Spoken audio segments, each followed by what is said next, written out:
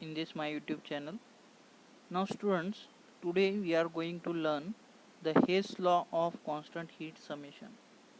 Now first of all we will state the law which we are going to see. This law states that the overall enthalpy change for a reaction is equal to sum of enthalpy changes of individual steps in the reaction. What does it means? First of all we will see the meaning of this statement. Suppose if we have considered the overall enthalpy change for a particular reaction that we already seen in our last video lecture is equal to the sum of enthalpy changes of individual steps in the reaction. For the sake of our simplicity, we are going to see here one of the example that we have learned in our last video lecture. For example, in the dissociation of methane, in the bond enthalpy we have seen the enthalpy for individual breaking of H atom from the methane, means the enthalpy needed to break first hydrogen, second hydrogen, third hydrogen, it will be different. And what we did, we have added all the enthalpies so as to get the overall enthalpy for the breaking of 4 hydrogen atoms from the methane, that is CH4. So likewise here Hess law, which states the overall enthalpy change for a chemical reaction is equal to the sum of enthalpy of the chemical changes of individual steps in the reaction. Now the enthalpy change for a particular chemical reaction is the same regardless of path by which the reaction occurs, means in which by which path the reaction occurs, it is not considered here, means it is a regardless of the path followed by the reaction. Now again, the Hess law is a direct consequence of fact that the enthalpy is state function. We already stated enthalpy is nothing but the state function. The enthalpy change of a reaction depends only on the initial and final states, as it is a state function. These points you already know about it.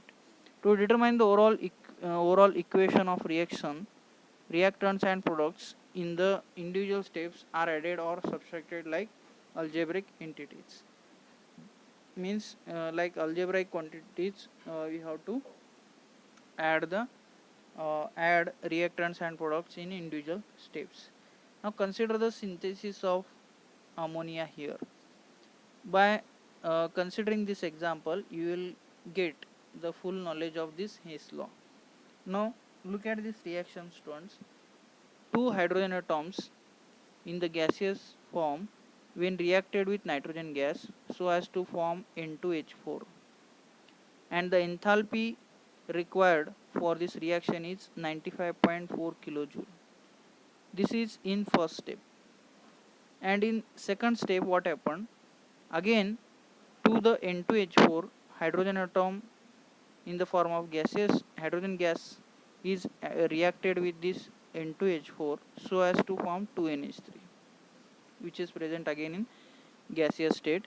Now when this reaction takes place in second step, again the enthalpy required, it would be minus 187.6 kilojoule. First one is endothermic reaction and second one is exothermic reaction, but the individual enthalpies are different. To get or to form the ammonia, we should add the enthalpies of both these steps so as to we will get the overall enthalpy for the reaction. According to the statement of Hess law, this is nothing but the addition of the above two steps enthalpy. Now look at here, if you add 95.4 minus 187.6, then you will get the answer 92.2 kilojoule. This is nothing but what? To form the ammonia, we have to go through two different steps, and the enthalpy for each step we have mentioned in this reaction. Okay. So for better understanding, they have given one sentence below this reaction. The sum of the enthalpy changes for steps 1 and 2 is equal to enthalpy change for the overall reaction. So this is about all about what we can say the Hess law. Now what is its application? We are going to see that point. The Hess law has been useful to calculate the enthalpy changes for the reaction with their enthalpies being not known experimentally. All of you should know that for each and every reaction the enthalpy will not be provided, but some reactions, standard reactions, are also there in nature. For that the enthalpies are calculated already, but the enthalpies which we have to calculate for a particular reaction, that enthalpy we should calculate with the help of this Hess law. So this is nothing but the what we can say the application of Hess law.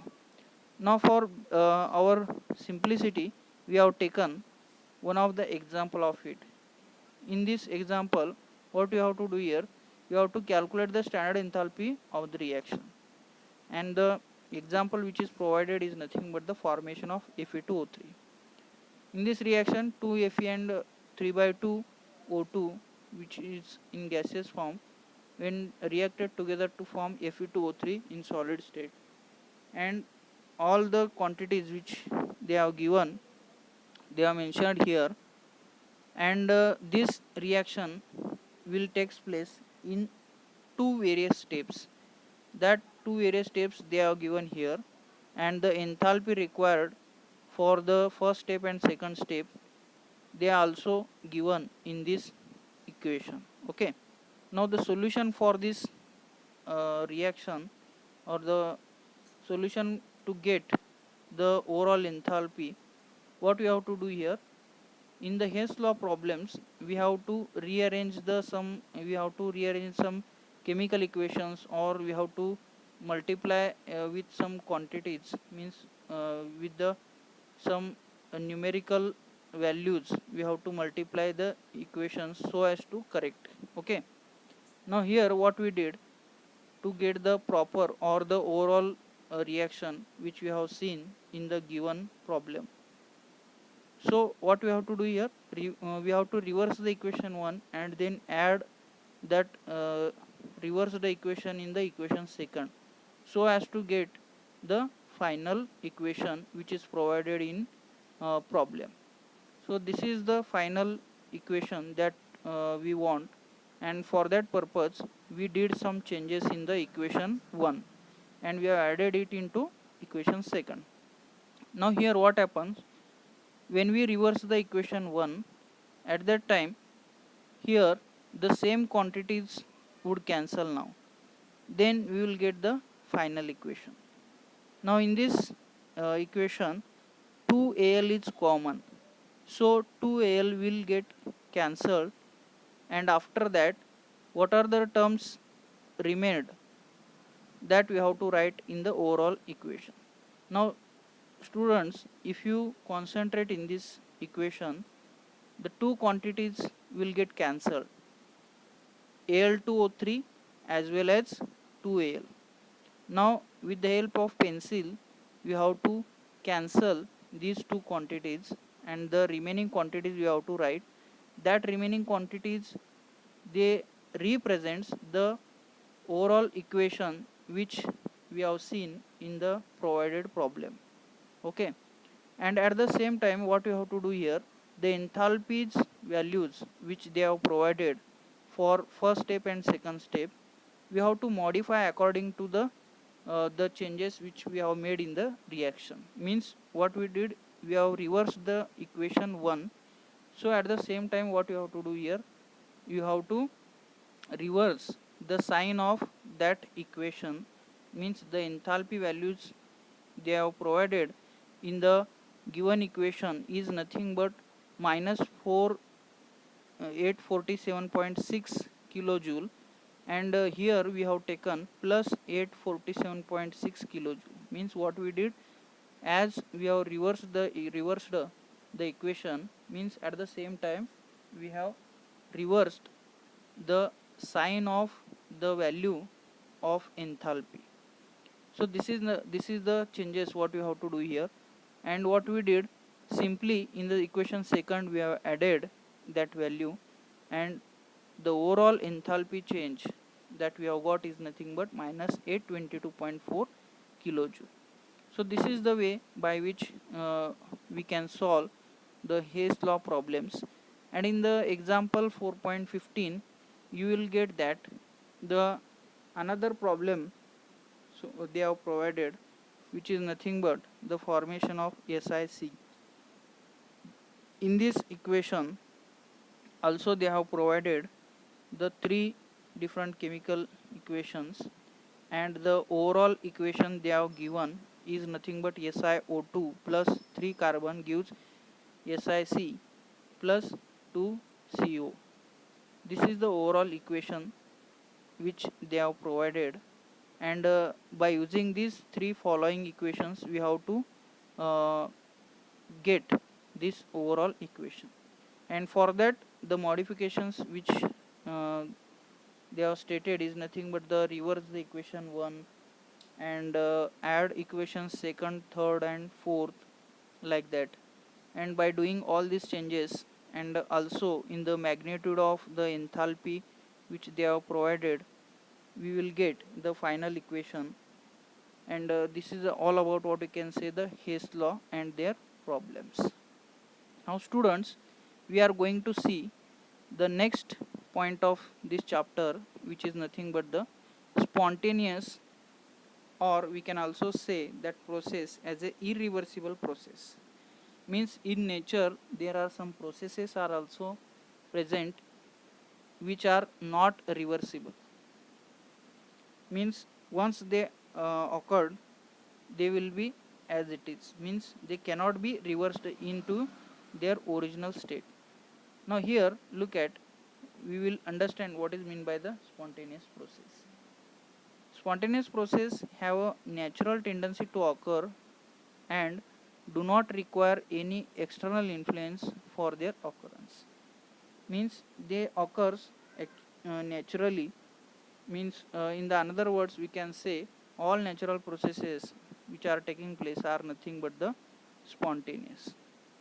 Now students, here we have to understand some key points regarding the spontaneous process. First, it occurs of its own and does not require any external agency to occur. Means they occur with its own accord. Means there is no any external influence or the external energy which is required to take place this process. Okay. Now second point is very important. It proceeds in one direction and cannot take place in the opposite direction unless the external stimulant is present. Means as this process gets started, it will occur only in one direction. Means the direction of this process which is in process which takes place, which is in opposite direction unless as the external force or the we can say external stimulant is present. Means we cannot change the direction of this process unless we are going to apply some external influence on it.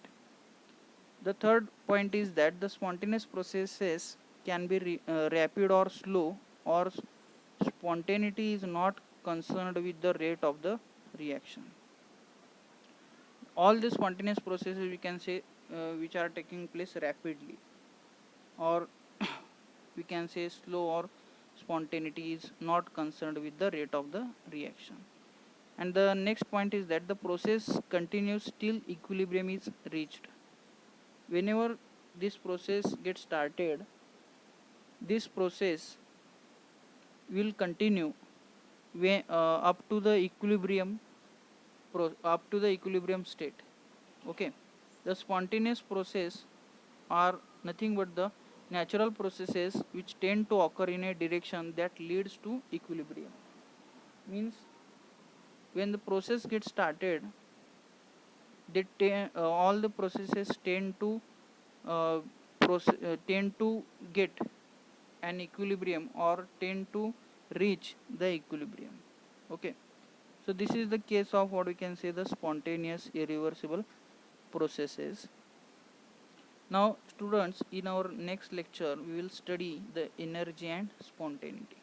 So this is the all the points which we have covered in our today's lecture, that is Hess law, their problems, and spontaneous irreversible processes and their key points. Thank you very much.